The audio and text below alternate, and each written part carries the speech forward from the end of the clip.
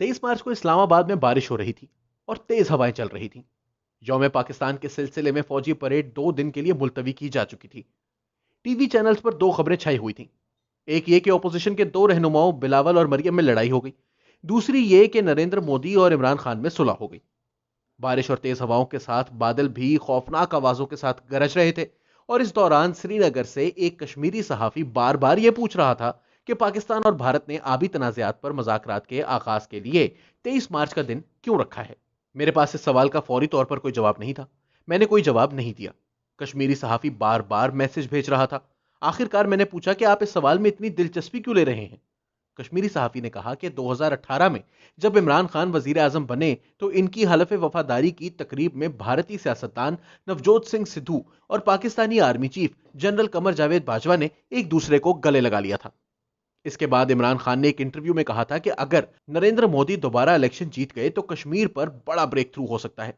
लेकिन दूसरी मर्तबा वजीर आजम बनने के कुछ अरसे बाद मोदी ने 5 अगस्त 2019 को कश्मीरियों को पाकिस्तान से ब्रेक करने के लिए एड़ी चोटी का जोर लगा दिया। ख्याल था कि अब पाकिस्तान के रियासती इदारे मोदी पर अंधा एतमाद नहीं करेंगे। लेकिन 9 नवंबर 2019 को यौम इकबाल पर करतारपुर राहदारी का इफ्तिताह किया गया।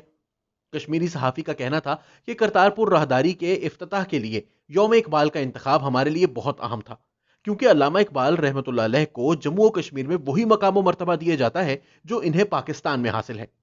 कुछ अरसे बाद अफगान ट्रांजिट ट्रेड के लिए वाघा बॉर्डर खोलने का दिन 13 जुलाई 2020 मुकर्रर किया गया। यह कश्मीरियों का यौम शोहदा है। 2020 में कोरोना वायरस के बायस पूरी दुनिया काफी दिन तक बंद रही। खेलों के मुकाबले भी मुलतवी रहे। फिर ऐलान हुआ कि पाकिस्तान और इंग्लैंड के दरमियान क्रिकेट सीरीज का आगाज 5 अगस्त 2020 को होगा। 5 अगस्त कश्मीरियों के लिए यौम स्याह बन चुका है। कश्मीरियों को हैरत हुई कि पाकिस्तान क्रिकेट बोर्ड ने 6 या 7 अगस्त का दिन क्यों मुंतखब नहीं किया, और खास तौर पर वो दिन क्यों मुंतखब किया जब भारत के कश्मीर पर आईनी कब्जे का 1 साल पूरा हो रहा था। मैंने कश्मीरी सहाफी को बताया कि हो सकता है ये सब इत्तफाकात हों। कश्मीरी सहाफी ने कहा कि चले मान लिया ये सब इत्तफाकात थे, लेकिन 23 मार्च को तो पाकिस्तान में छुट्टी होती है। पाकिस्तान के वाटर कमिश्नर ने भारतीय हम मनसब से मुज़ाकरात के लिए इस दिन का इंतखाब क्यों किया, और फिर इसी दिन नरेंद्र मोदी ने इमरान खान को यौम पाकिस्तान पर नेक तमन्नाओं का पैगाम भी भेज दिया। क्या यह सब इत्तफाक है? मेरे पास कोई जवाब ना था। कश्मीरी सहाफी पूछ रहा था कि कुछ अरसा पहले तक इमरान खान की तरफ से मोदी को हिटलर कहा जाता था। अचानक हिटलर के साथ लाइन ऑफ कंट्रोल पर सीज फायर हो गया और हिटलर ने नेक तमन्नाओं का खत भी भेज दिया। लगता है पाकिस्तान में सब बदल गए हैं। लेकिन आपको यह बताना था कि कश्मीर में कुछ नहीं बदला। भारतीय सिक्योरिटी फोर्सेस रोजाना बेगुनाह कश्मीरियों को कत्ल कर रही हैं। मेरे पास इस कश्मीरी सहाबी के किसी सवाल का कोई जवाब नहीं था। मैंने उसे कहा कि भाई, तुम तो जानते हो कि पाकिस्तान में हुब्बुल वतनी के अलम बरदारों की नजर में मुझ जैसे सहाफी गद्दार करार दिए जाते हैं। मेरे पास तुम्हारे सवालों का जवाब नहीं है। तुम किसी मुहिब्बे वतन से जवाब मांगो। कश्मीरी सहाफी का आखिरी मैसेज ये आया कि कल ही एक एसपी ने मुझे बुलाकर कहा कि आप देश के गद्दारों से राब्ते खत्म कर दें। आप वहां गद्दार और हम यहां गद्दार।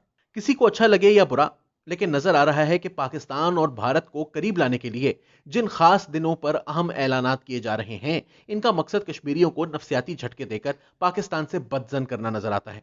मकबूजा जम्मू और कश्मीर के बुजुर्ग हुर्रियत रहनुमा सैयद अली शाह गिलानी ने पाकिस्तान और भारत में सीज फायर के बाद 28 फरवरी को जारी करता एक बयान में कहा था कि डीजीएमओज के दरमियान होने वाले मुआहदे के बाद लाइन ऑफ कंट्रोल पर तोपें खामोश हो जाएंगी, लेकिन क्या कश्मीर में जारी खूनरेजी बंद हो पाएगी?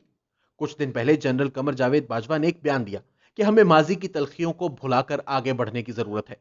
सैयद अली गिलानी ने 22 मार्च को एक और बयान में कहा कि माजी की तलखियों को भुलाकर बेहतर ताल्लुकात उस्तवार करना अच्छी सोच है, लेकिन यह सिर्फ इसी सूरत में मुमकिन है जब तलखी पैदा करने की वजह बाकी ना रहे। एक तरफ कश्मीरी अवाम जुल्म की चक्की में पिसते रहें और दूसरी तरफ हम खित्ते में अमन की भी तवक्को रखें। यह कैसे मुमकिन है? सैयद अली गिलानी के इस सवाल का जवाब कोई दे सकता है या नहीं? 24 मार्च को अंग्रेजी अखबार डॉन में पाकिस्तान के साबिक वजीर खारजा खुर्शीद कसूरी और एक भारतीय टैंक के साबिक सरबरा राधा कुमार ने अपने मुश्तरका मजमून में लिखा है कि पाकिस्तान और भारत को अमन मज़ाकरात का सिलसिला वहीं से फिर शुरू करना चाहिए जहां पर 2007 में पहुंचा था। 2007 में जनरल परवेज मुशर्रफ ने मसला कश्मीर का जो हल पेश किया था वो अक़वाम मुत्तहिदा की करारदादों को भुलाकर लाइन ऑफ कंट्रोल को मुस्तकिल सरहद बनाना था, जिसे सैयद अली गिलानी समेत आर पार के सब बड़े कश्मीरी लीडर्स ने मुस्तरद कर दिया था। इसी मुस्तरद शुदा फॉर्मूले को दोबारा अमन के नाम पर कश्मीरियों के लिए काबिल कबूल नहीं बनाया जा सकता। मोदी की तरफ से दिखाई जाने वाली लचक का मकसद मसला कश्मीर हल करना नहीं है। मोदी सिर्फ और सिर्फ नई अमरीकी हुकूमत की आशीर्वाद से अफगानिस्तान में एक अहम किरदार हासिल करना चाहता है, क्योंकि अफगान हुकूमत तालिबान से अमन मज़ाकरात कामयाब बनाने में संजीदा नहीं है। अफगान हुकूमत भारतीय फौज का कम अज कम एक ब्रिगेड अफगानिस्तान लाना चाहती है, और अगर भारतीय फौज अफगानिस्तान में आ गई तो अमेरिका इस भारतीय फौज की हिफाजत की जमानत भी पाकिस्तान से तलब करेगा। कुछ दोस्तों का ख्याल है कि मरियम और बिलावल की लड़ाई का इमरान खान को बड़ा फायदा होगा और अब वो कश्मीर पर जो चाहेंगे करेंगे। मैं बड़ी आजिज़ी से इस राय से इत्तफाक नहीं करता। बिलावल और मरियम की लड़ाई ना भी होती तो कश्मीरियों पर मुशर्रफ फार्मूला मुसल्लत करने की कोशिश खत्म ना होती, क्योंकि इस कोशिश के पीछे कुछ अरब ममालिक सरगर्म हैं। ये अरब ममालिक पाकिस्तान की हुकूमत और ऑपोजिशन दोनों को कंट्रोल करने की पोजीशन में है। लेकिन याद रहे कि 2007 में भी एक एनआरओ हो चुका था। इसके बावजूद मुशर्रफ फार्मूले पर अमल ना हो सका। मुहिब वतन हार गए थे और गद्दार जीत गए थे। मसला कश्मीर का जो हल कश्मीरियों को कबूल नहीं, वो खित्ते में अमन नहीं बदअमनी का बायस बनेगा।